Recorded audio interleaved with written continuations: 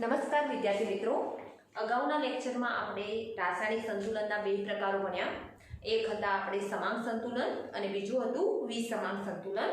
સમાંગ સંતુલન એટલે કે પ્રક્રિયકો અને નિપજો એક જ કલામાં હતા, એને આપણે સમાંગ સંતુલન કહેતા હતા.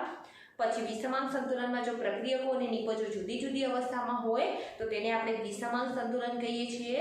ત્યારબાદ કેપી અને કેસી વચ્ચેનો સંબંધ પણ આપણે સમજી ગયા કે કયા પ્રકારનો એમના વચ્ચે સંબંધ હોય છે.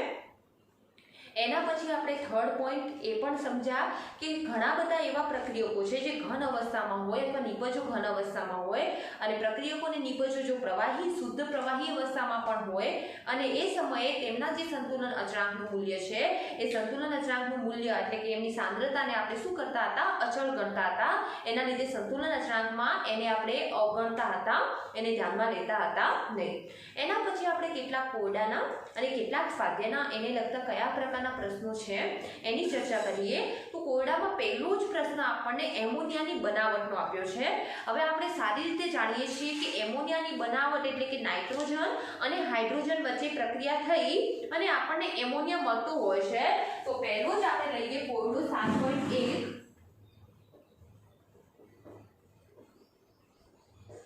એમાં આપણને N2 ની સાંદ્રતા આપી દીધી હશે, H2 ની સાંદ્રતા આપી દીધી હશે અને NH3 ની સાંદ્રતા આપી દીધી હશે. એ સાંદ્રતા આપણે પહેલા તો લખી દઈએ શું શું આપેલી છે, આપણને કયા પ્રકારની સાંદ્રતાઓ આપેલી છે. એમાં પહેલી સાંદ્રતા આપણને N2 ની આપણને આપેલી છે 1.5 ગુણ્યા 10 ની -2 ઘાત. પછી H2 ની સાંદ્રતા આપણને આપી છે 3.0 ગુણ્યા 10 ની -2 ઘાત અને એમોનિયાની સાંદ્રતા આપણને આપી છે 1.2 ગુણ્યા 10 ની -2 ઘાત. હવે આ મારી પાસે કેલ્સી નથી કારણ કે મોબાઈલ પણ આપણે વિડિયો ઉતારવામાં બિઝી રહે છે. તો અહીંયા આપણે જે પણ છે દાખલો તમારે છેલ્લે લાસ્ટ જે જવાબ આવે તમારે ગણવાનો પ્રયત્ન કરવાનો.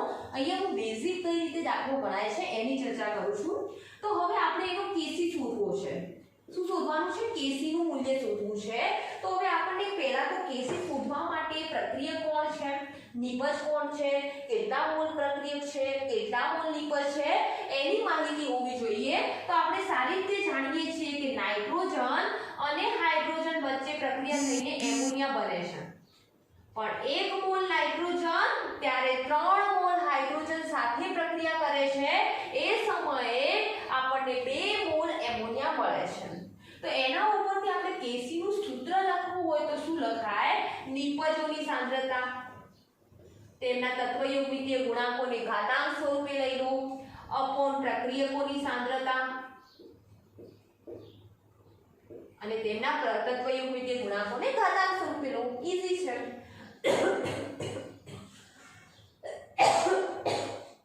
હવે તમને પ્રક્રિયક અને નિપજની બંનેની સાંદ્રતા આપેલી છે. તો એ સાંદ્રતા પર આધારિત તમે કેસીની કિંમત શોધી શકો છો. નિપજની સાંદ્રતામાં દેખો એમોનિયાની સાંદ્રતા આપણને આપી છે 1.2 ગુણ્યા 10 ની -2 ઘાત. એના પછી અને એનો આપણે ઘાત લેવો પડશે બેટા, 2 ઘાત પેલો લેવો પડશે. N2 ની સાંદ્રતા આપણને આપી છે 1.5 ગુણ્યા 10 ની -2 ઘાત અને H2 ની સાંદ્રતા આપી છે આપણને 3.0 ગુણ્યા 10 ની -2 ઘાત. પણ એનું શું લેવું પડશે? ઘન લેવું પડશે. હવે સામાન્ય કોમન સાદુરૂપ આપી દઉં છું 1.2 ગુણ્યા 1.2 કારણ કે એનો વર્ગ છે અને ઘાતનો હંમેશા શું થાય? અહીંયા આ રીતે હોય તો ઘાતાંકનો ગુણાકાર થશે તો 10 ની -4 ઘાત થઈ જશે. હવે 1.2 એટલે 1.2 આપણે ના લખીએ તો 12 ગુણ્યા 12 ભાગાકારમાં 100 લખાય કે ના લખાય? તો 12 ગુણ્યા 12 તો 12 નો વર્ગ તમે સારી રીતે જાણો છો 144 અને ભાગાકારમાં 100 હોવાથી 1.44 આપણે લખીશું. કોમન વસ્તુ છે, આનું તો સેન્સ તમને હશે જ. અને 1.5 ને આપણે એઝ ઇટ ઇઝ રાખીએ, 10 ની -2 ઘાતને પણ એઝ ઇટ ઇઝ રાખીએ. 3 નો ઘન એટલે કેટલું થાય બેટા? 27 અને 10 ની -2 ઘાત ગુણ્યા 3 એટલે 10 ની -6 ઘાત ગુણ્યા 10 ની -4 ઘાત અપોન 10 ની -2 અને 10 ની -6. જો ઘાતાંકો ગુણાકારમાં હોય તો એનો શું થાય છે? સરવાળો થાય છે. કેપી અને કેસી વચ્ચેના સંબંધમાં આપણે સમજી ગયા. ગુણ્યા 1.5 ગુણ્યા 27. ઓકે, તો હવે તો આગળ સાદુરૂપ આપીને તમને જવાબ લાવતા આવડે અને આનો જવાબ આપણો આવે છે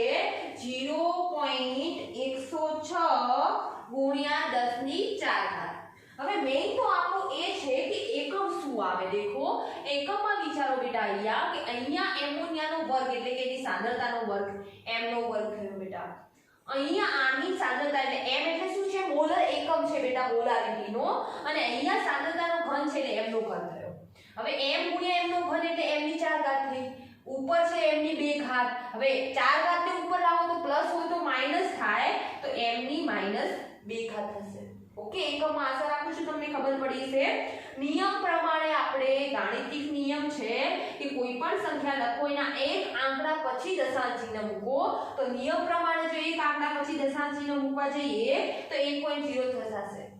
ઘાતાંકને જમણી બાજુ બેટા ખસેડ્યું તો આપણી જે પણ આ જે આપણો સોરી ઘાતાંકની આપણે જે ડેસિમલ જેને આપણે ગુજરાતીમાં પોઈન્ટ કહીએ છીએ દશાંશ ચિહ્ન કહીએ છીએ. દશાંશ ચિહ્નને જમણી બાજુ ખસેડો તો ઘાતાંકમાં એકનો શું થશે ઘટાડો થશે. જેટલા આંકડા સુધી ખસેડ્યું તેટલો ઘટાડો થશે.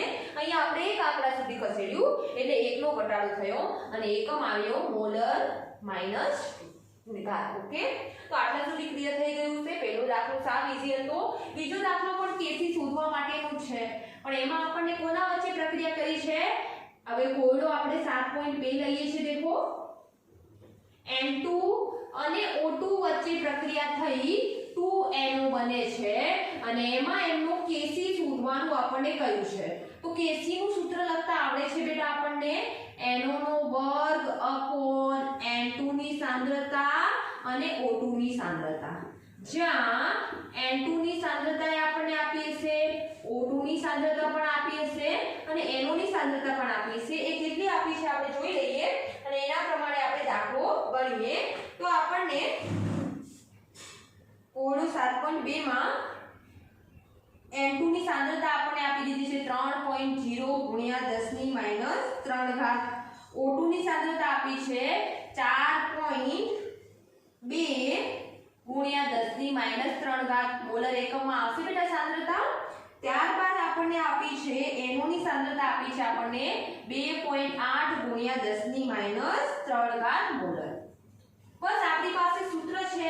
સૂત્રમાં આપણે બધી જ કિંમતો મૂકી દઈએ તો NO નો વર્ગ એટલે કે 2.8 ગુણ્યા 10 ની -3 ઘાત નો વર્ગ અપોન N2 ની સાંદ્રતા એટલે કે 3.0 ગુણ્યા 10 ની -3 ઘાત. O2 ની સાંદ્રતા એટલે કે 4.2 ગુણ્યા 10 ની -3 ઘાત. હવે 2.8 ગુણ્યા 2.8 થશે બેટા કારણ કે એનો વર્ગ છે અને 10 ની -3 ગુણ્યા 2 એટલે 10 ની -6 થશે અપોન 3.0 ગુણ્યા 4.2 કારણ કે બધી વસ્તુ ગુણાકારમાં છે. હવે ઘાતાંકો જ્યારે સંખ્યા ગુણાકારમાં હોય તો ઘાતાંકોનો શું થાય સરવાળો -3 + -3 એટલે 10 ની -6 ઘાત. -6 કટ ઓફ થઈ ગઈ. આનો ગુણાકાર કરી આને આના વડે ભાગશો એટલે તમને જવાબ લાવતા આવડી જશે. જવાબ આપણો આવશે 0.622. ફરીથી એકમનું આપણે જોવું પડશે તો અહીંયા દેખો બેટા મોલરનો વર્ગ થશે. અહીંયા મોલર તો મોલર ગુણ્યા મોલર એટલે ભાગાકારમાં મોલરનો વર્ગ ઉપર મોલરનો વર્ગ તો મોલરનો વર્ગ કટ થઈ ગયો તો કોઈ એકમ આવશે નહીં. ઓકે તો આપણો 7.2 નંબરનો જે કોયડો છે એ કોયડો પણ એકદમ ઈઝીલી પૂરો થઈ ગયો. એના પછી 7.3 નંબરનો કોયડો જે છે એ હવે તમે જાતે ટ્રાય કરજો. આના જેવો છે કેસી શોધવાનું છે PCL5 નું વિઘટન કરીને. હવે આપણે લઈએ 7.4 નંબરનો કોયડો જે ખૂબ જ સમજવાની જરૂર છે ઈઝી પણ સમજવો પડશે આપણે. તો આપણે લઈએ 7.4 નંબરનો કોયડો.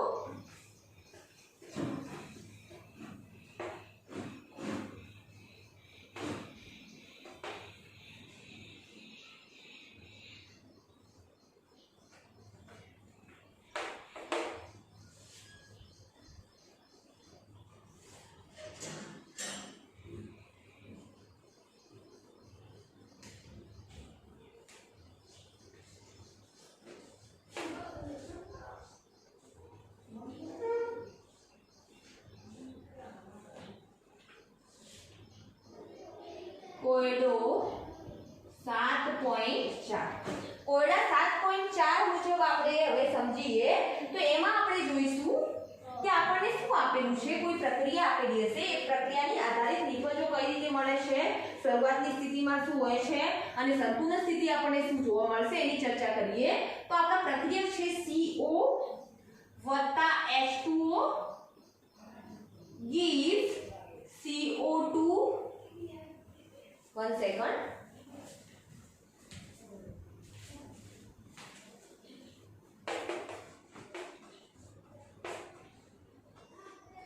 આપણને પ્રક્રિયક આપ્યા છે carbon monoxide plus H2O gives CO2 plus H2. સાવ ઈઝી છે. હવે એમાં આપણને પ્રારંભિક તો તમને ખબર છે બેટા કોઈ પણ રાસાયણિક પ્રક્રિયા થાય એ પ્રક્રિયા ક્યારે થશે જ્યારે પ્રક્રિયકો વપરાશે ત્યારે નિપજ બનશે. મતલબ શરૂઆતની સ્થિતિમાં નિપજ તો બિલકુલ હશે જ નહીં. તો શરૂઆતમાં નિપજોની સાંદ્રતા કેટલી હશે? 0. પ્રક્રિયકોની સાંદ્રતા તમને આપેલી છે દેખો અહીંયા કે પ્રક્રિયા માટે Kc નું મૂલ્ય 800 કેલ્વિન તાપમાને 4.24 છે. અહીંયા દેખો Kc આપી દીધું છે 4.24. તાપમાન ટેમ્પરેચર આપણને આપી દીધું છે 800 કેલ્વિન. બીજું આપણી પાસે શું છે? તાપમાને સંતુલને CO2 અને H2 આપણને મળે છે જે કોના અંદરથી મળે છે? CO H2O માંથી. અને એમાં CO અને H2O ની સાંદ્રતા આપણને આપી દીધી છે બંનેની 0.1 મોલર આ પણ આપ્યું છે અને આ પણ 0.1 મોલર છે. શરૂઆતમાં પ્રક્રિયકોની સાંદ્રતા તો રહેવાની છે. હવે ધીરે ધીરે પ્રક્રિયકો વપરાતા જશે અને નિપજો બનતા જશે તો સંતુલન સ્થિતિએ શું થશે?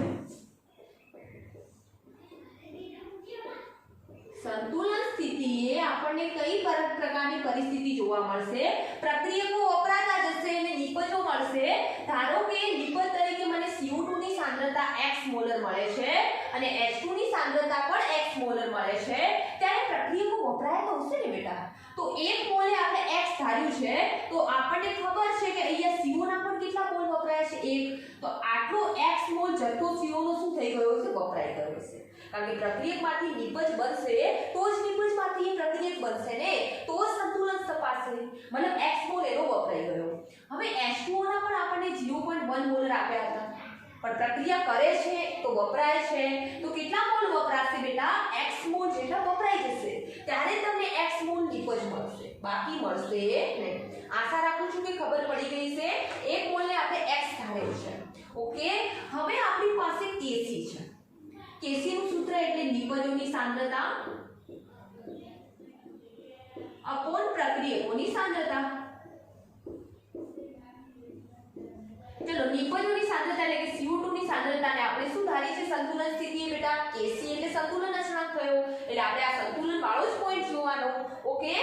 x છે આપણા H2 ની સાંદ્રતા પણ આપણે x ધારી. પ્રક્રિયકોની સાંદ્રતા 0.1 આપી હતી પણ સંતુલન સ્થિતિ એની x જેટલી સાંદ્રતા તો વપરાય ગઈ નિપજ મેળવવા માટે. તો x 0.1 - x અને ફરીથી 0.1 - x. ઓકે. હવે અહીંયા આપણને શું મળશે? દેખો બેટા x ગુણ્યા x એટલે શું થશે? x નો વર્ગ થશે. 0.1 - x ગુણ્યા 0.1 - x એટલે શું થઈ જશે બેટા? 0.1 - x નો વર્ગ. પેલા તમારા ગણિતમાં સૂત્ર આપતા ને બેટા કે x - y ગુણ્યા x - y હોય તો તમે શું લખતા બેટા? x - y નો વર્ગ લખતા.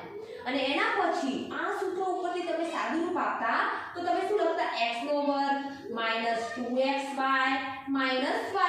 પ્લસ y નો વર્ગ. આ સૂત્ર હતું ને બેટા આપણે ગણિતનું કે x - y નો વર્ગ હોય તો તમે સૂત્ર શું બનાવતા? x નો વર્ગ -2xy y નો વર્ગ. જો પ્લસ ચિહ્ન હોય તો તમે લખતા x નો વર્ગ 2xy y નો વર્ગ. તો બસ આ સૂત્ર વાપરીએ. આને આપણે x લઈ લઈએ અને આને આપણે y રાખીએ. દેખો બેટા 0.1 જે છે એને આપણે x લઈ લઈએ અને આપણો જે x છે એને આપણે y લઈ લઈએ જેથી મિસ્ટેક ના થાય. તો અહીંયા 0.1 નો વર્ગ આવશે બેટા -2 x એટલે 0.1 અને y એટલે આપણા x. દેખો અને y નો વર્ગ વત્તા y નો વર્ગ એટલે x નો વર્ગ. સાદુરૂપ એટલે આપું છું કે તમને ડાઉટ ના રહે બિલકુલ. તો 0.1 નો વર્ગ એટલે શું થાય બેટા? 0.01 થશે. -2 ગુણ્યા 0.1 એટલે 0.2 x થશે બેટા. અને વત્તા x નો વર્ગ થશે। આટલું ક્લિયર થઈ ગયું બેટા? તો અહીંયા તમારું સાદુરૂપ દેખો મળી ગયું। આશા રાખું છું કે તમને સાદુરૂપમાં ખબર પડી ગઈ હશે। હવે kc ની કિંમત આપણને આપી દીધી છે 4.24 બરાબર x નો વર્ગ અને ભાગાકારનું સાદુરૂપ મેં અહીંયા લખ્યું છે 0.01 -0.2x x નો વર્ગ।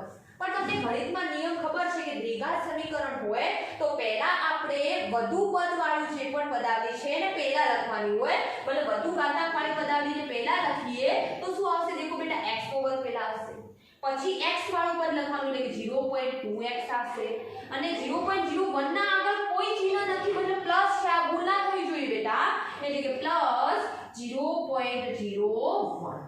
ઓકે, આપણને આટલું મળી ગયું। હવે દેખો આ અહીંયા ભાગાકારમાં છે, સામે જશે તો 4.24 સાથે ગુણાશે, 4.24 ગુણ્યા x નો વર્ગ માઈનસ 0.2x વત્તા 0.01 બરાબર x નો વર્ગ। હવે આનું સાદુરૂપ આપશો, કેલ્સી મારી પાસે નથી એટલે હું એનું સાદુરૂપ લખી દઉં છું। તમને તો હવે સાદુરૂપ આપતા આવડતું જ હશે કારણ કે આ તો 8મા ધોરણથી જ આવે છે। તો એનું સાદુરૂપ આપણે આપીશું તો આપણને આટલી કિંમત મળશે 4.24x નો વર્ગ માઈનસ 0.848x વત્તા 0.0424 બરાબર x નો વર્ગ।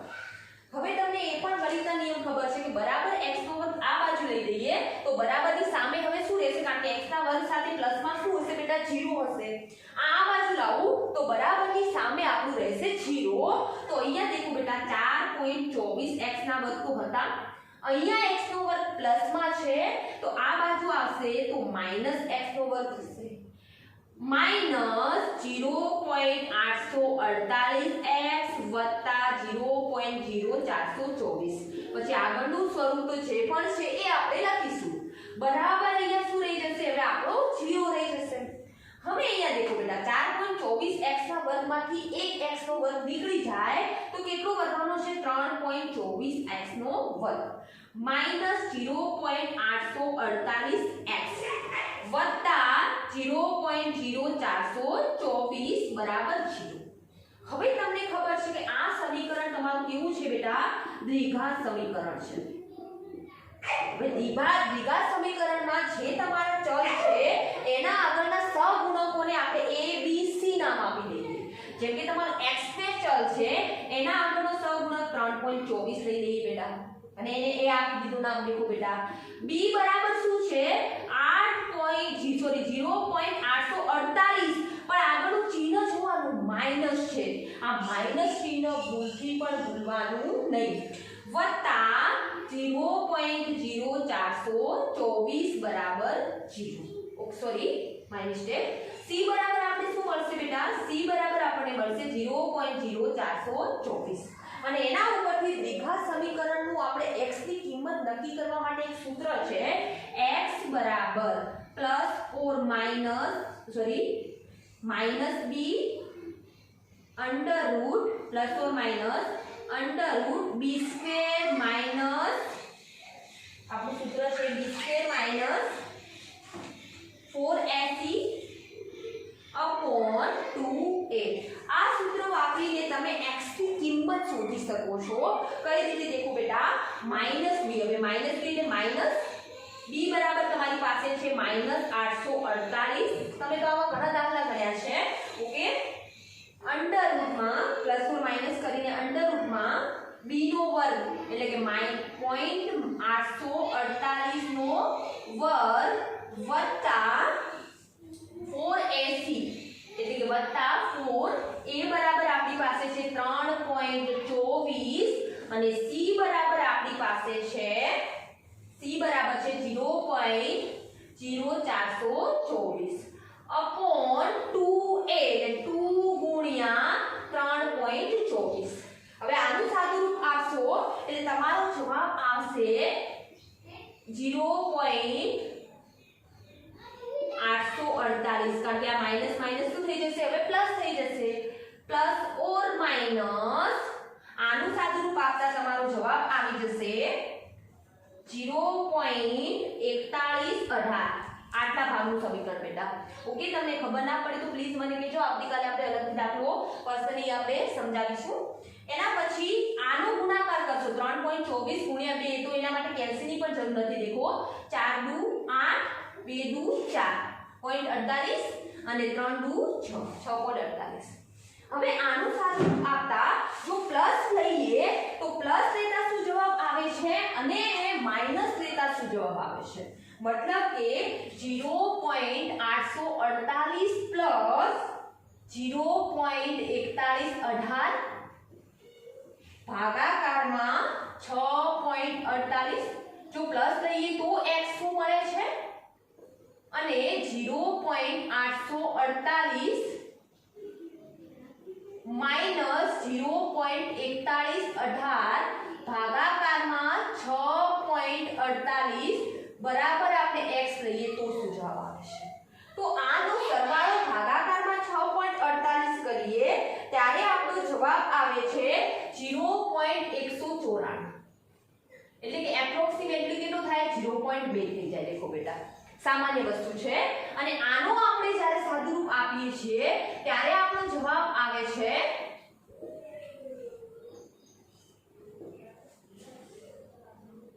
0.067. એટલે કે એપ્રોક્સિમેટલી 0.1 ની આજુબાજુનો આવે છે. હવે વિચારો કે બેટા 0.194 એટલે 0.2 મોલર થઈ સાંદ્રતા બેટા. x એટલે તમારી સાંદ્રતા સૂચવે છે. દેખો બેટા, હવે આટલી સાંદ્રતા નિપજની હોય તો પ્રક્રિયકની સાંદ્રતા 0.1 મોલર અને શું નિપજની સાંદ્રતા તમને 0.2 મોલર મળે? પ્રક્રિયક કરતા નિપજ ક્યારે વધુ સાંદ્રતા ધરાવતા હોઈ શકે નહીં. એનો મતલબ થયો કે આમાં આપણે આ x નો ઉપયોગ નથી કરવાનો. આપણે કયો x નો ઉપયોગ કરવાનો છે? જે માઈનસ વાળો છે. તો નિપજોની સાંદ્રતા તમને બેટા દેખો x બરાબર મળી ગઈ અને x બરાબર તમારી પાસે શું હતા? CO2. તો CO2 ની સાંદ્રતા પણ 0.067 મળી મોલરમાં અને H2 ની સાંદ્રતા પણ 0.067 મોલર મળી. ક્યારે? જ્યારે તમારી રાસાયણિક પ્રક્રિયા સંતુલન સ્થિતિ હતી. ફરીથી એકવાર સમજાવી દઉં બેટા કઈ રીતે આપણે કર્યું. શરૂઆતની સ્થિતિમાં આપણને બે પ્રક્રિયકો આપ્યા છે, કાર્બન મોનોક્સાઇડ અને પાણી. અને એ કાર્બન મોનોક્સાઇડ અને પાણીમાંથી કાર્બન ડાયોક્સાઇડ અને હાઇડ્રોજન વાયુ મળે છે. હવે જ્યારે આ બે નિપજો મળતી હોય છે ત્યારે શરૂઆતની સ્થિતિમાં તો બેટા પ્રક્રિયક વપરાશે તો જ નિપજ મળશે ને. મતલબ શરૂઆતની સ્થિતિમાં પ્રક્રિયકોની કોઈ સાંદ્રતા જોવા નહીં મળે, પણ નિપજોની કોઈ પ્રકારની સાંદ્રતા નહીં જોવા મળે. માત્ર ને માત્ર કોની સાંદ્રતા શરૂઆતમાં હશે? પ્રક્રિયકોની. તો પ્રક્રિયકોની સાંદ્રતા આપણને કેટલી આપી છે? 0.1 મોલર, 0.1 મોલર. નિપજોની સાંદ્રતા આપણને કેટલી આપી છે? 0, કારણ કે શરૂઆતમાં કોઈ પણ નિપજ બન્યો હશે નહીં. જેમ જેમ રાસાયણિક પ્રક્રિયા થતી જશે તેમ તેમ પ્રક્રિયકોમાંથી નિપજ બનશે અને નિપજમાંથી પ્રક્રિયક બનશે, એટલે કે સંતુલન તપાસે. તો સંતુલન સ્થિતિએ નિપજોની સાંદ્રતા કેટલી હશે અને પ્રક્રિયકોની સાંદ્રતા કેટલી બચી હશે? દેખો, પ્રક્રિયકોની સાંદ્રતા કેટલી બચી છે? 0.1 એટલે 0.100 ગણાય બેટા. એમાંથી 0.067 બાદ કરશો એટલે પ્રક્રિયકોની કેટલી સાંદ્રતા વધી છે ને એ તમને ખબર પડી જશે. ઓકે, એની આપણે પછી ચર્ચા કરીએ. પહેલા શું કર્યું? હવે આપણને દેખો સંતુલન સ્થિતિએ મેં નિપજોની સાંદ્રતાને x થાય એટલે દેખો બેટા નિપજોની સાંદ્રતા x છે. પ્રક્રિયકોની સાંદ્રતા 0.1 મોલર આપી હતી પણ પ્રક્રિયકમાંથી નિપજ બની ગયા છે ને નિપજમાંથી પ્રક્રિયક બને છે, પ્રક્રિયકમાંથી એ સમયે નિપજ પણ બને છે. તો એ સમયે પ્રક્રિયકોની સાંદ્રતા આવે 0.1 મોલર તો રહેવાની નથી, થોડી તો વપરાવાની છે. તો કેટલી વપરાશે? તો 0.1 માંથી મેં x શું કરી દીધા? બાદ કરી દીધા. એટલે કે 0.1 માઈનસ x, 0.1 માઈનસ x કરી દીધા. કેમ? કારણ કે આટલી એમની સાંદ્રતા ઘટશે ત્યારે જ આપણને નિપજ મળશે, અધરવાઇઝ નિપજ મળશે નહીં. પછી કેસીનું આપણે સૂત્ર વાપર્યું. કેસીના સૂત્ર પ્રમાણે આપણને સારી રીતે ખબર છે કે અહીંયા આપણને કેસી બરાબર નિપજોની સાંદ્રતા એટલે કે CO2 ની સાંદ્રતા અને H2 ની સાંદ્રતા અપોન CO ની સાંદ્રતા અને H2O ની સાંદ્રતા બધાની કિંમત મૂકી બેટા. કિંમત મૂક્યા પછી આપણે અહીંયાથી વસ્તુ અમુક કટોફ થઈ ગઈ છે. કિંમત મૂક્યા પછી આપણે એનું શું આપી દીધું? એક સાદુરૂપ આપી દીધું. અહીંયા આપણો જવાબ આવ્યો તો 0.01. ઓકે, તો એ સાદુરૂપ આપતા તો હવે તમને સારી રીતે આવડશે. સાદુરૂપ આપ્યા પછી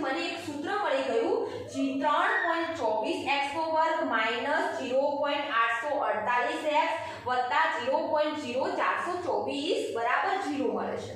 તો હવે એમાં આપણે દ્વિઘાત સમીકરણનો ઉપયોગ કરીએ। દ્વિઘાત સમીકરણનું સૂત્ર છે આપણી પાસે x શોધવાનું। x બરાબર -3 ±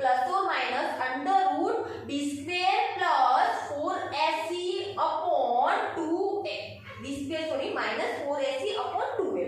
ઓકે, આ સૂત્રનો ઉપયોગ કરીને આપણે અહીંયા x ની કિંમત શોધી શકીએ। પણ એકમાં આપણે દેખો અહીંયા બેટા આ તો માઈનસ પદ આવી થઈ, પણ અહીંયા તો આપણે પ્લસ ઓર માઈનસ બંને રાખવાનો છે। તો આટલાનું સ્વરૂપ મને મળી ગયું 0.4118। આ b² -4ac બરાબર કેટલું મળી ગયું 0.4118। એને આપણે એક વખત પ્લસ કર્યું અને એક વખત માઈનસ કર્યું। પ્લસ કર્યું તો 0.2 મોલર નિપજ મળ્યા। હવે આટલા તો નિપજ હોય તો પ્રક્રિયક કરતા તો નિપજ વધારે મળ્યા। તો અહીંયા તો એ 0.1 માંથી આપણે 2 બાદ કરીએ, વિચાર કરો તમે, -0.1 આવે। હવે એવું -0.1 પ્રક્રિયકની સાંદ્રતા માઈનસમાં તો રહેવાની છે નહીં। થોડો તો પ્રક્રિયક પડ્યો હશે, કારણ કે નિપજમાંથી પ્રક્રિયક બને છે અને પ્રક્રિયકમાંથી નિપજ બને છે। કોમન વસ્તુ છે કે પ્રક્રિયક બિલકુલ તો વપરાયો છે નહીં। Okay, clear? આટલા સુધી તમને ક્લિયર થઈ ગયું છે, આશા રાખું છું। ત્યારબાદ આપણે આ રીતે સાદુરૂપ કઈ રીતે આપ્યું એ પણ મેં તમને બેટા શીખવાડી દીધું છે। એના ઉપરથી પછી આપણને મને નિપજની સાંદ્રતા 0.067 મોલર મળી ગઈ। તો x બરાબર આપણે CO2 ની સાંદ્રતા પણ 0.067 મોલર છે, H2 ની સાંદ્રતા પણ 0.067 મોલર છે, અને આમાંથી હું 0.1 માંથી 0.067 બાદ કરું તો મને CO અને H2 ની સાંદ્રતા મળશે 0.033 મોલર। मतलब કે આટલી સાંદ્રતા એમની બચી છે। આમની પણ કેટલી સાંદ્રતા બચી છે બેટા 0.033 મોલર જેટલી સાંદ્રતા બચી છે। તો પહેલા તો આ જે પ્રશ્ન છે એનો સ્ક્રીનશોટ લઈ લો। હજુ પણ ડાઉટ હોય તો પ્લીઝ મને કહેજો બેટા। આવતીકાલે ફરીથી આ દાખલો જે છે એ સમજાવીશ, કારણ કે બહુ ઇમ્પોર્ટન્ટ છે, થોડો લેન્ધી છે અને થોડો આપણે ગણિતમાં વધારે ડીપમાં ઘૂસી જાય એવો છે દાખલો। દ્વિઘાત સમીકરણ પર આધારિત છે, પણ આશા રાખું છું કે તમે 8મા ધોરણથી દ્વિઘાત સમીકરણ ભણતા આવ્યા છો તો દાખલામાં કોઈ તમને ડાઉટ રહ્યો હશે નહીં।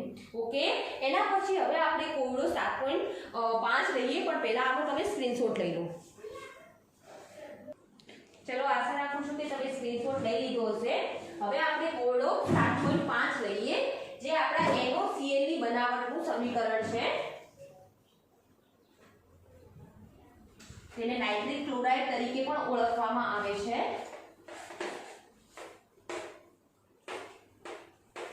જેમાં આપણે Kp અને Kc વચ્ચેના સંબંધનું સૂત્રનો ઉપયોગ કરી ને જવાબ લાવવાનો રહેશે।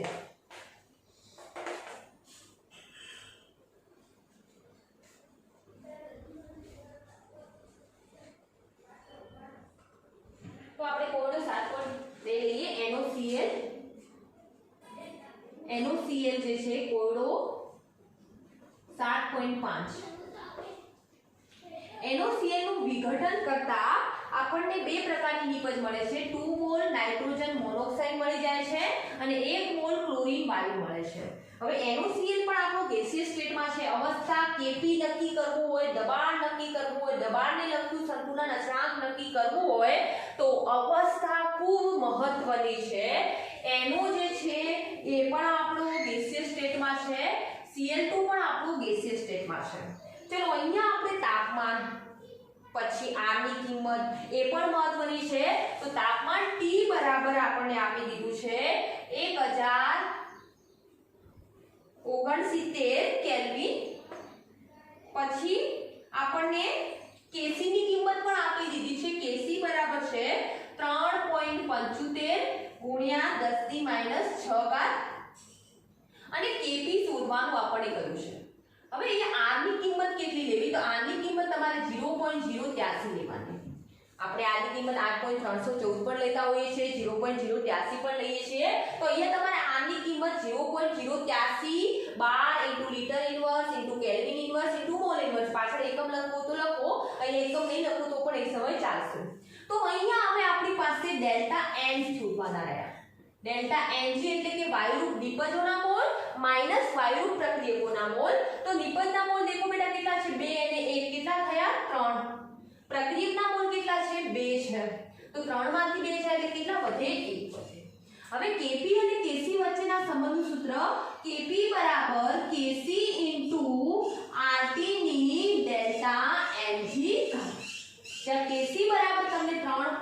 75 ગુણ્યા 10 ની -6 ઘાત આપી દીધા છે બેટા.